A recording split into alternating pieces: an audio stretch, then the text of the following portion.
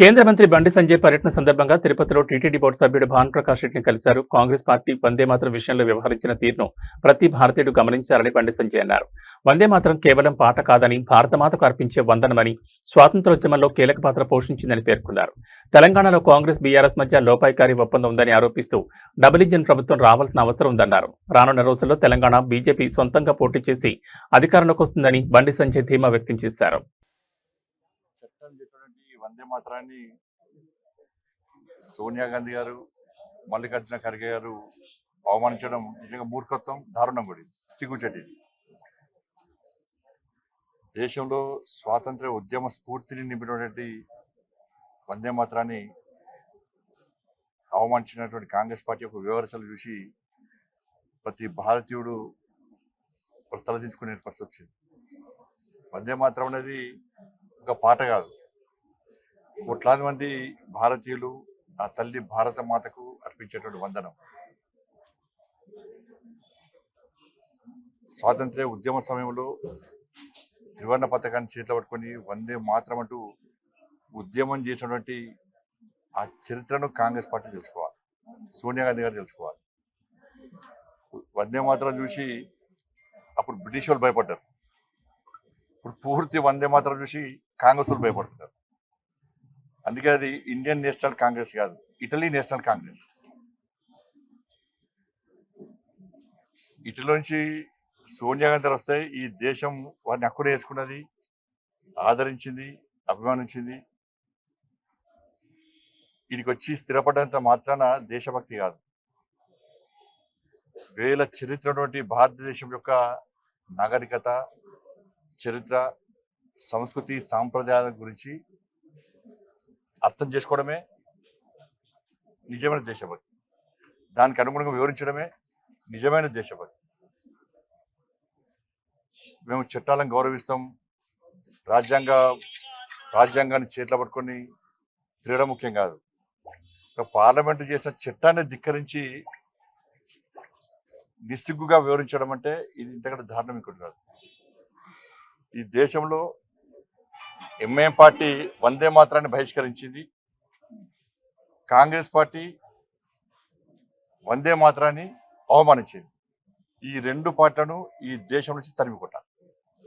Neat పరీక్షలకు సంబంధించి మంత్రి రాజీనామా చేశారు. రాబోయే రోజుల్లో కేంద్ర ప్రభుత్వం దీనిపైన ఎట్లా ఇప్పుడు నీట్ పరీక్షల తర్వాత ఎప్పుడైతే పేపర్ లీక్ అయిందో వెంటనే ధర్మేంద్ర ప్రధాన్ గారు దాని మీద ఒక సమీక్ష చేసిన తర్వాత సంబంధిత వ్యక్తులను అరెస్ట్ చేయడము, వాళ్ళని జైలు పంపడము, విచారణ జరపడము, దానికి వారు అప్పుడే క్షమాపణ చెప్పడము, తిరిగి నీట్ పరీక్షను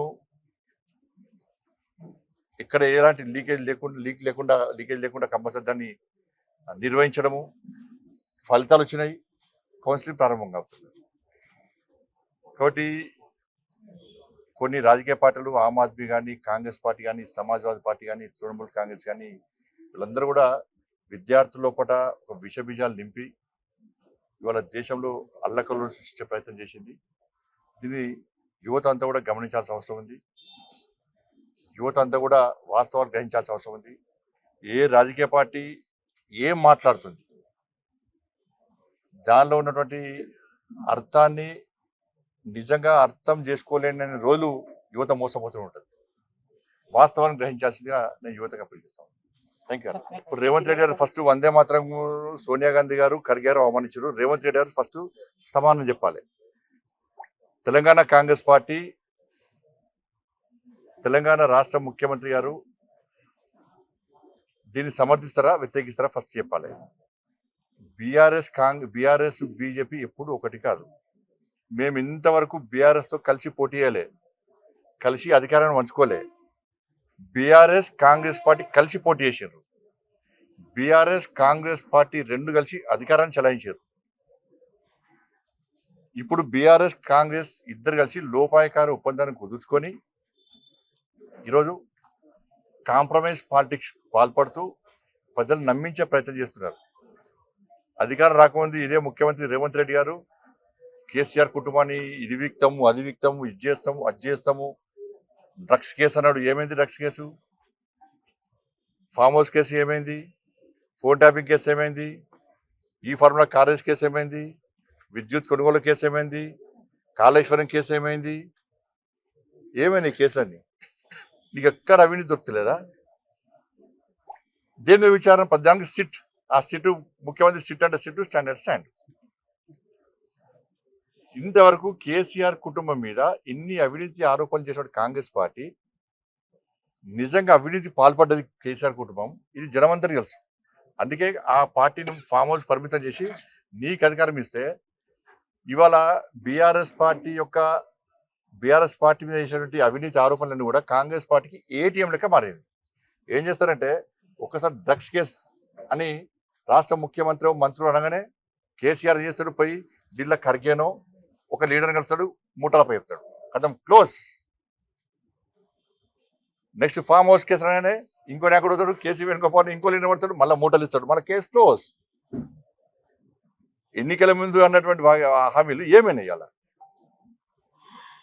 కాబట్టి ఇవాళ కాంగ్రెస్ పార్టీ 6 గ్యారెంటీలు కనీసం అడ్రస్ లేకుండా పోయినాయి. 6 గ్యారెంటీలు వాటి మీద బీఆర్ఎస్ పార్టీ ప్రశ్నించే స్థితి లేదు. నువ్వు కొట్టినట్టు చేయి, మేము ఏడ్చినట్టు చేస్తాం అన్నటువంటి ఒక ఆలోచన, వీటిద్దరి మధ్య అండర్స్టాండింగ్. కాబట్టి 2 పార్టీలకు ప్రజలు పూర్తి, ఎందుకంటే కాంగ్రెస్ పార్టీ పూర్తి వ్యతిరేకత ఉన్నారు. బీఆర్ఎస్ పార్టీ గురించి ఆలోచించే స్థితిలో ప్రజలు లేరు. కాబట్టి తెలంగాణ రాష్ట్రంలో డబుల్ ఇంజన్ సర్కార్ రావాలి. ఆంధ్రప్రదేశ్లో ఏ విధంగా ఎన్డీఏ ప్రభుత్వం ఏ విధంగా అభివృద్ధి దిశలో పయనిస్తుందో, ఇవాళ నిధులు రావాలంటే, అప్పులు తీరాలంటే, అభివృద్ధి జరగాలంటే ఇవాళ తెలంగాణ రాష్ట్రంలో డబుల్ ఇంజన్ సర్కార్ రావాలని చెప్పి తెలంగాణ సమాజం గ్రహిస్తూ ఉన్నది, ఆలోచిస్తున్నది. ఎందుకంటే కేసీఆర్ 8 లక్షల కోట్లు అప్పు చేసేయండి 10 సంవత్సరాల్లో. కాంగ్రెస్ పార్టీ 2.5 సంవత్సరాలు 3 లక్షల కోట్లు అప్పు చేసింది.